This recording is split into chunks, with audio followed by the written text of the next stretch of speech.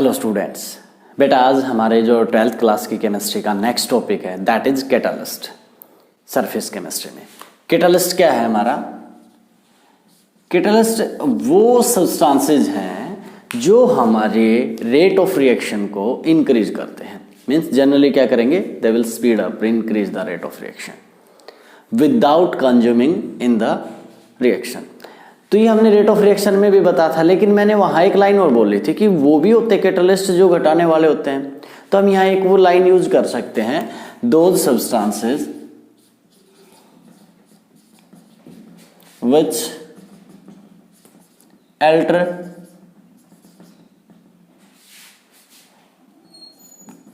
the rate of reaction, which affect the rate of reaction without consuming in it, लिख दो, without any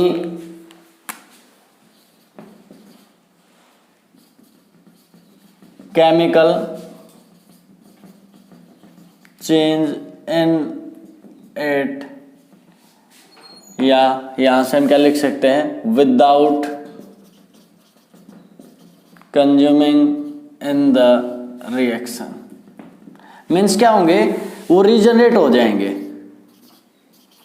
they will regenerate in the end product.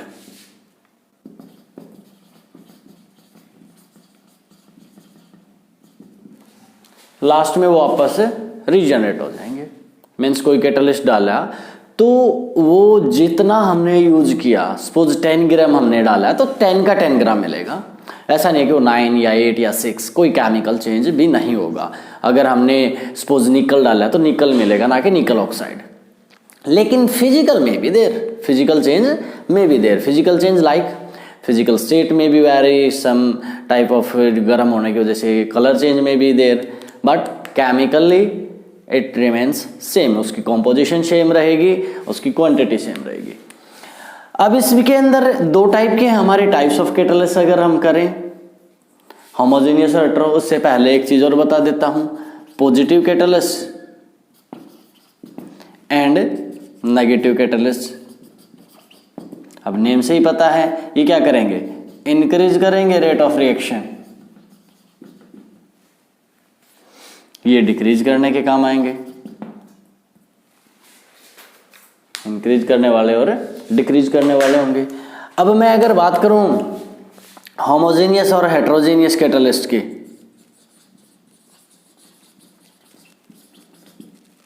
And heterogeneous catalyst,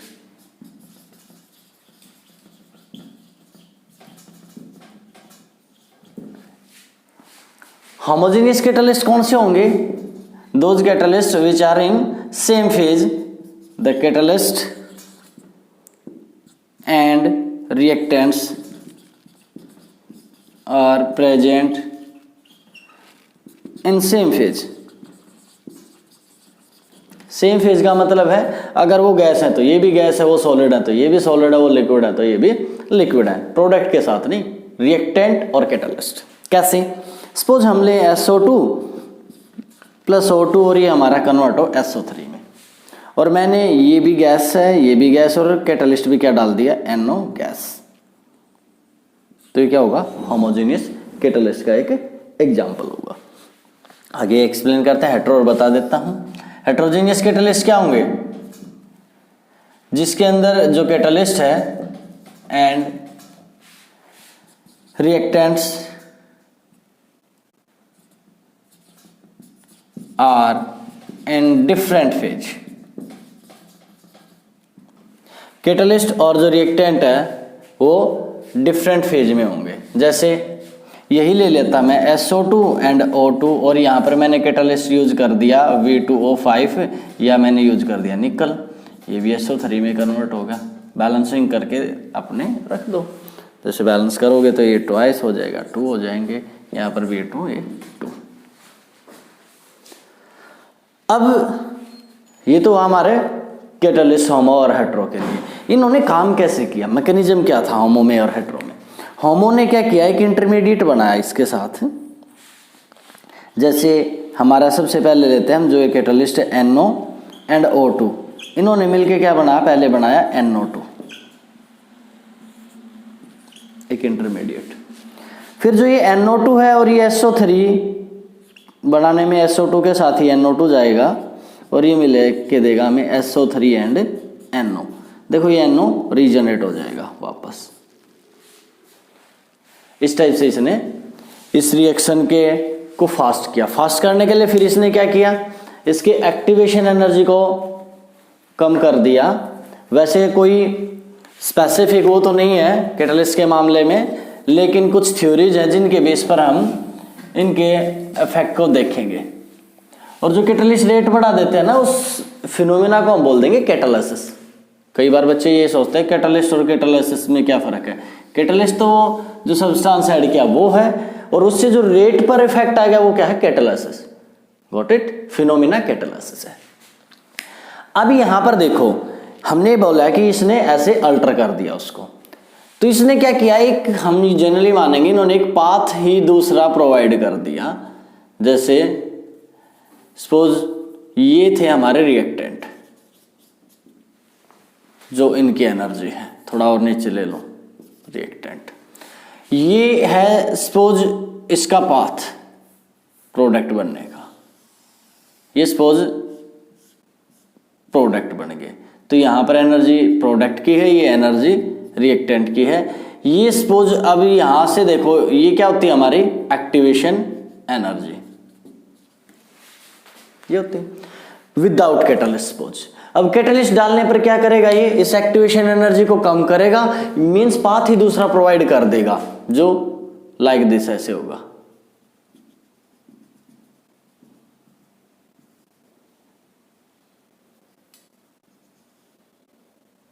ये path ही दूसरा provide कर दिया with catalyst. अब इसे activation energy की requirement ये रहेगी यहां से यहां तक, उस एक्टिवेशन एनर्जी इतनी ज्यादा रिक्वायर थी। लेकिन एक चीज देखो, कैटलिस्ट ने क्या चेंज नहीं किए, एक्टिवेशन एनर्जी भले ही चेंज की, जो एनर्जी है रिएक्टेंट की उसको चेंज नहीं किया, प्रोडक्ट की को चेंज नहीं किया। मतलब डेली रिमेन्स सेम। डेली क्या आएगा, ई प्रोडक्ट माइनस ई रिएक्टेंट, वो दोनों केस में क्या रहेगी, सेम रहेगी, क्योंकि अल्टर नहीं किया। कैटलिस्ट क्या करेंगे जी, वो सिर्फ रेट ऑफ रिएक्शन पर इफेक्ट डालेंगे, बाकी चीजें इक्विलिब्रियम चेंज नहीं होगा, डेली चेंज नहीं होगा। जितनी थर्मोडायनेमिकल टर्म्स थी हमारी, del G, del U, del T, del S, कोई भी del S, del U, del E, ये चेंज नहीं होंगे कैटलिस्ट में। उसके बाद स्मॉल अमाउंट में इफेक्टिव है, क्यों, क्योंकि लास्ट में रीजनरेट हो जाएंगे, वही यूज होता रहेगा, स्मॉल अमाउंट में ही सफिशिएंट होंगे। थोड़ा सा हेट्रोजीनियस के बारे में और बताते हैं। हेट्रोजीनियस कैसे काम करेंगे। हेट्रोजीनियस में वैसे हमारी कैटलिस्ट के ऊपर ये 3 थ्योरीज हैं, इंटरमीडिएट थ्योरी, एंशिएंट थ्योरी और मॉडर्न थ्योरी। एंशिएंट थ्योरी के अकॉर्डिंग तो क्या था कि ये इस टाइप से इनके एक्टिवेशन एनर्जी को कम करते हैं। इंटरमीडिएट थ्योरी के अकॉर्डिंग ये उसके साथ पहले एक इंटरमीडिएट बनाएंगे, दोनों के केस में, और मॉडर्न ने कंबाइन किया था। अब एक्टिवेशन एनर्जी को ये कम करेगा, दूसरा ये क्या करेगा, उसको एक इंटरमीडिएट बनाएगा। अब इंटरमीडिएट बनाने के लिए जनरली हम यहाँ पर सॉलिड कैटलिस्ट यूज कर लेते हैं। सॉलिड में कौन से यूज करते हैं, कैटलिस्ट में जो इंटरमीडिएट बनाएगा कब, अगर उसके पास बनाने की जगह है। अब उसके लिए हम क्या यूज कर सकते हैं, ट्रांजिशन एलिमेंट्स। ट्रांजिशन एलिमेंट में क्या होते हैं, वैकेंट डी ऑर्बिटल्स होते हैं, और ट्रांजिशन एलिमेंट्स हैं कौन से, डी सब सेल वाले हैं हमारे, और उनमें भी ग्रुप जो 5 के बाद वाले ग्रुप 7, 6, 7, 8, 9, ये जो हैं वो और भी ज्यादा एक्टिव करेंगे। तो हमने जैसे आयरन है ये यूज कर लेते हैं हम, बहुत जगह हमारा क्या होगा, कोबाल्ट वगैरह, इनको हम एज ए कैटलिस्ट यूज करते हैं। निकल है, प्लेटिनम है, पैलाडियम है, ये सब क्या होंगे, एज ए कैटलिस्ट काम करेंगे। अब इसके केस में देखो इंटरमीडिएट कैसे बनाते हैं। सपोज ये हमारा कैटलिस्ट है, कोई भी कैटलिस्ट है लाइक दिस, ये हमारे सपोज ए और बी ये मिलके प्रोडक्ट देना था इसने ए बी, डायरेक्ट ये नहीं जुड़ पा रहे हैं, तो हमने क्या किया, साथ में डाल दिया ये कैटालिस्ट। तो ये प्रोडक्ट क्या बनाएंगे, ए बी प्रोडक्ट बनाएंगे लाइक दिस। इसके साथ बॉन्ड, पार्शल बॉन्ड प्रोडक्ट के बीच में आएगा। अब उसके बाद में फाइनल स्टेप में क्या होगा, ए बी के बीच आ जाएगा बॉन्ड और हमारा जो कैटालिस्ट है वो रीजनरेट हो जाएगा। अब मॉडर्न थ्योरी ने क्या कहा कि ये दोनों को कंबाइन कर दो कि एक्टिवेशन एनर्जी को भी कम करते हैं। ये उनको एंशिएंट ने तो ये कहा था कि लार्ज सरफेस एरिया प्रोवाइड करेंगे, तो लार्ज सरफेस एरिया भी प्रोवाइड करते हैं। ये इंटरमीडिएट भी बनाएंगे इंटरमीडिएट थ्योरी के बेस पर, और ये दोनों को कंबाइन कर देंगे, लास्ट में रीजनरेट भी हो जाते हैं। ये काम करेगा कैटालिस्ट। अब कैटालिस्ट में दो चीज और होती है, कैटालिस्ट प्रमोटर और एक कैटालिस्ट पॉइजनर, या catalyst activator and catalyst poisoner. जैसे ये प्रोसेस सबने पढ़ा होगा बहुत बार, Na2 प्लस H2 ये मिलके देगा NH3 हैबर्स प्रोसेस में।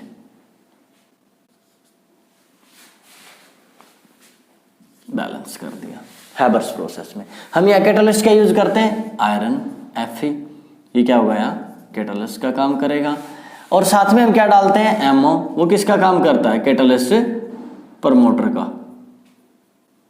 को कैटालिस्ट भी कह देते हैं, या कैटालिस्ट प्रमोटर। अब कैटालिस्ट प्रमोटर क्या चीज है भाई, नेम में इंडिकेटर है प्रमोटर, प्रमोट करने वाला। Means the substance which increase the या which enhance the effect of catalyst. Catalyst के इफेक्ट को, कैटालिस्ट की एक्टिविटी को एनहेंस कर दे, वो क्या होंगे कैटालिस्ट प्रमोटर्स। उसका उल्टा अगर वो उसके इफेक्ट को डिक्रीज करे, रिड्यूस करे, तो कैटालिस्ट प्रमोटर। अब पॉइजनर, कैटालिस्ट पॉइजनर में एग्जांपल क्या ले सकते हैं हम, कार्बन मोनो वगैरह है, आर्सेनिक वगैरह है, ये जनरली लगभग हर रिएक्शन में क्या करेंगे, कैटालिस्ट पॉइजनर का काम करेंगे। Got it. तो कैटालिस्ट प्रमोटर एनहांस करेंगे कैटालिस्ट के इफेक्ट को, और पॉइजनर कम कर देंगे। अभी मैंने एक वर्ड यूज किया था एक्टिविटी, को भी कह सकते हो एनहांस एक्टिविटी। तो इसके केस में कुछ ये पॉइंट्स और हैं कि एक्टिविटी पर क्या फर्क पड़ता है, कैटालिस्ट एक्टिविटी पर क्या फर्क डालता है रिएक्शन की पर। एक्टिविटी का मतलब है वो किस स्पीड से रिएक्शन हो रही है, ये डिपेंड करेगा कैटालिस्ट के ऊपर भी और उन रिएक्टेंट्स के ऊपर भी। कुछ रिएक्शंस तो 10 की पावर 10 टाइम तक चले जाएंगे, आगे हम एंजाइम पढ़ेंगे वो भी कैटालिस्ट है, उसमें तो 10 की 20 तक भी चले जाएंगे। तो एक तो ये डिपेंड करेगा वो कैटालिस्ट क्या यूज किए हैं, वो कैसे। अब जो कैटालिस्ट यूज किया है वो कितना ज्यादा इजीली बॉन्ड बना रहा है, कैमियो एड्जॉर्प्शन करेगा ये, जब उसके ऊपर सरफेस एरिया दिया, कैमियो एड्जॉर्प्शन कितना फास्ट है, किस एक्सटेंट तक है। और वो कैमियो एड्जॉर्प्शन इतना स्ट्रॉन्ग भी नहीं होना चाहिए कि रीजनरेट ना हो पाए, नहीं तो केमिकल परमानेंट बॉन्डिंग हो जाएगी, कैटालिस्ट नहीं होगा। तो कैटालिस्ट में एक्टिविटी क्या होगी, ये 10 की पावर 10 टाइम्स तक इंक्रीज कर देंगे रेट ऑफ रिएक्शन को। Selectivity, it's very important. Selectivity क्या, कि किस रिएक्शन के लिए कौन सा कैटालिस्ट सिलेक्ट करें, क्योंकि अगर हम कैटालिस्ट चेंज कर दें तो सेम रिएक्टेंट होते हुए भी प्रोडक्ट बदल जाएगा, क्योंकि एक कैटालिस्ट एक पर्टिकुलर टाइप की रिएक्शन ही करता है। जैसे मान लिया मैं कार्बन मोनो और H2 लूं,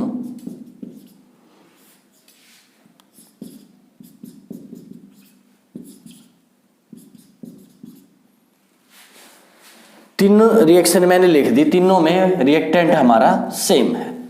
अगर मैं कैटालिस्ट अल्टर करूं तो फर्क देखो, मैंने यहां पर लिया निकल, क्या लिया निकल, तो ये किस में कन्वर्ट हो जाएगा, ये हमारे देगा मीथेन और वाटर।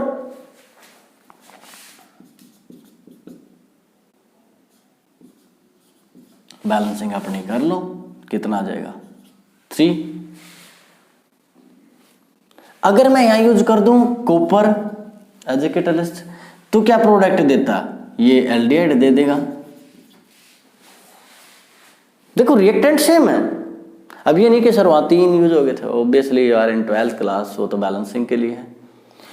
रिएक्टेंट मैंने वही एक्सेस में कितना भी डाल रखा है, ये तो एक ही मोल का, ये भी, ये अब क्या करेगा, ये अगर मैंने डाल दिया किसकी प्रेजेंस में, मैंने कॉपर तो लिया, साथ में मैंने ZnO भी लिया और Cr2O3 भी लिया, तो ये प्रोडक्ट क्या आएगा, इसके केस में बन जाएगा हमारा इथेनॉल मिथेनॉल बन जाएगा, एक है तो दो होते तो इथेनॉल, CH3OH, मिथेनॉल बन गया हमारा। बैलेंसिंग यहां भी कर दो, 4 है तो 2।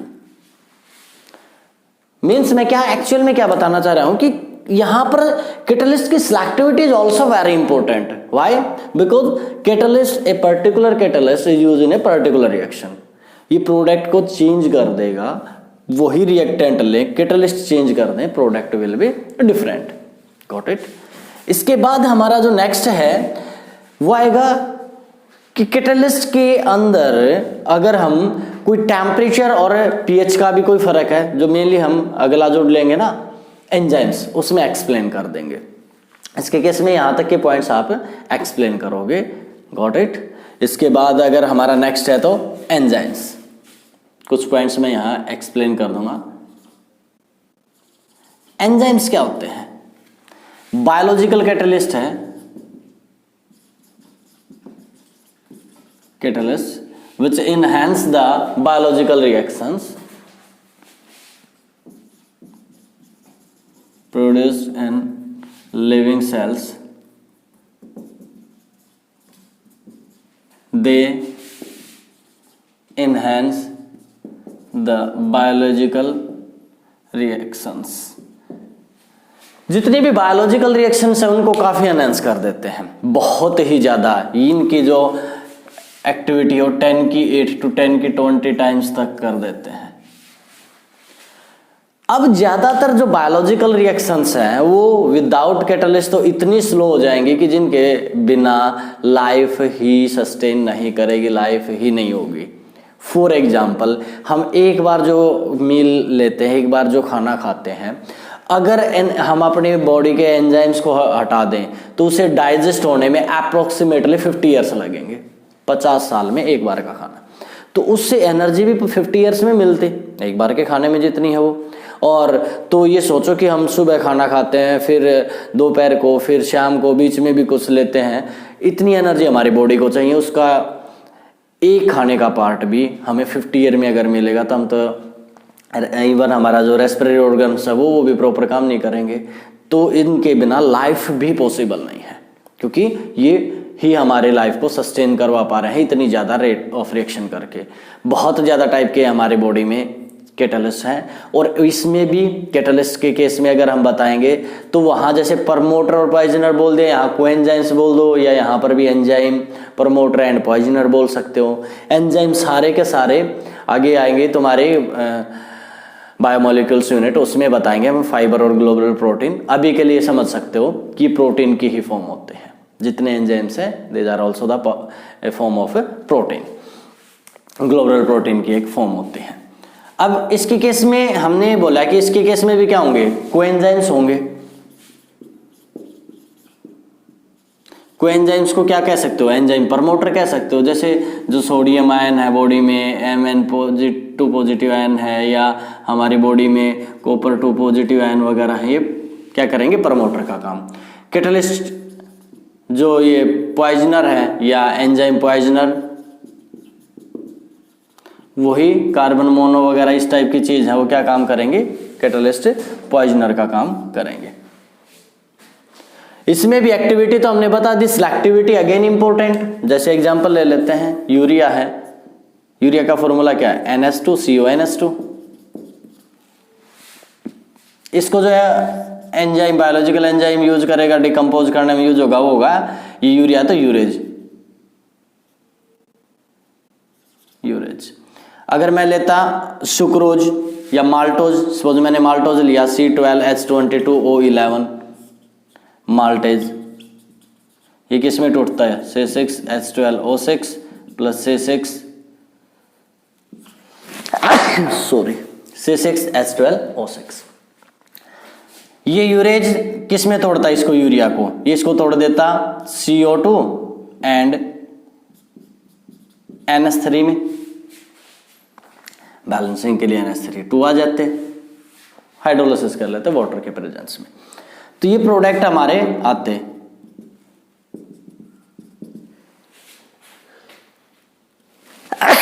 सॉरी, ये प्रोडक्ट्स हमारे प्रोड्यूस होते हैं यहां पर। अब अगर यूरिया है तो देखो इसने तोड़ दिया सिलेक्टिविटी के केस में। अगर मैं मिथाइल यूरिया कर दूं, एक H को रिप्लेस कर दूं मैं CH3 से, भले ये सिमिलर है लेकिन अब ये रिएक्ट नहीं करेगा। तो एक कैटलिस्ट एक पर्टिकुलर रिएक्शन करेगा, सिमिलर भी नहीं करेगा। Got it. अब ऑप्टिम टेम्परेचर और पीएच मैंने बोला इसी में बता देंगे। ऑप्टिम टेम्परेचर, ह्यूमन बॉडी किस टेम्परेचर पर प्रॉपर काम करती है? ऑब्वियसली 37 डिग्री पर, यानी कि जब स्वस्थ आदमी है। तो एंजाइम भी सबसे ज्यादा कब काम करेंगे? जब वो हेल्दी है। तो ऑप्टिम टेम्परेचर क्या रहेगा एंजाइम्स के लिए? Approx 37 degree Celsius. ऑप्टिम पीएच क्या रहेगी? पीएच का भी रोल होता है, किस पीएच पर वो सबसे ज्यादा एक्टिव होंगे। जनरली ये 5 to 7 पीएच पर सबसे ज्यादा एक्टिव होते हैं। बता सकते हो highly increase the rate of reaction करने वाली चीजें हैं। अब इनका जो मैकेनिज्म है उसे हम जनरली बोल देते हैं की एंड लॉक मैकेनिज्म। सपोज ये हमारा कोई सबस्ट्रेट है, ये हमारा कोई एंजाइम आ गया सपोज,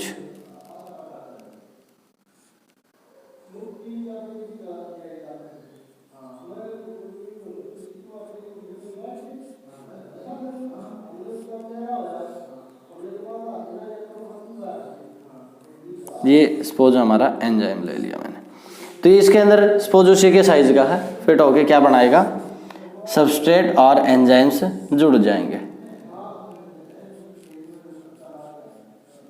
वो एंजाइम का पार्ट ये आ गया, ये सबस्ट्रेट था, ये एंजाइम था। अगले स्टेप में क्या होगा? ये प्रोडक्ट में कन्वर्ट हो जाएगा, एंजाइम से जुड़ के ये इसकी कुछ फॉर्म बनेगी। और फाइनल स्टेप में क्या होगा? एंजाइम तो हमारा अलग से निकल जाएगा, जो भी हमने यूज किया था एज इट इज।